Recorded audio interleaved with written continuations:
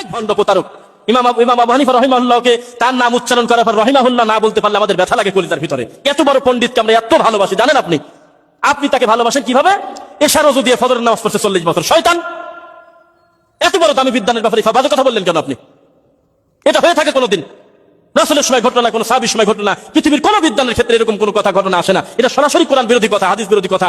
এরকম একটি কথা আপনি ইমাম আবু হানিফার নামে চালাই দিলেন কেন? এই ইমাম আবু হানিফাকে ভালোবাসেন আপনি, শয়তানি করতেছেন আপনি। আপনি বললেন যে ইমাম আবু হানিফা আল্লাহকে 100 বার দেখছে, অথচ আল্লাহ বলতেছে লা তুদরিকুল আবসার ওয়া হুয়া ইউদরিকুল আবসার, আমি আল্লাহকে দেখা যায় না দুনিয়ার চক্ষু দ্বারা। আপনি আন্দাজে বলে দিলেন লোকটি 100 বার আল্লাহকে দেখছে। আপনি ইমাম আবু হানিফার নাম ভাঙায় এইভাবে আপনি রংঢং করলেন কেন? আপনি এই কি ভালোবাসা হলো নাকি? আব্দুল কাদের জিলানী রাহিমাহুল্লাহ, তার প্রতি আমাদের সুধারণা, তিনি একজন বড় পণ্ডিত ছিল, দিনের দায়ী ছিলেন, আলহামদুলিল্লাহ আমরা ধারণা করি, আমরা বিশ্বাস করি এটা।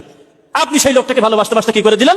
যে তার বাপ নাকি একটা ফল খাইছিল, হ্যাঁ, সেই নদীতে ভেসে আসছিল ফল, এই ফল খেতে সে কোথায় কোন মালিকের বাগানের মানে ফল হতে পারে বা বড়ই হতে পারে, তিনি নাকি স্রোতের উল্টা দিক থেকে ঘুরতে ঘুরতে ঘুরতে ঘুরতে তাকে পেয়ে গেলেন। তারপর বিয়ে হয়ে গেল বা তার বাড়ি কামলা খাটলো, সেখান থেকে তার জন্ম হলো। হ্যাঁ, তারপরে হলো সে 18 পারা কোরআন মাজিদ প্যাকেট করে মার পেট থেকে বাড়ালো।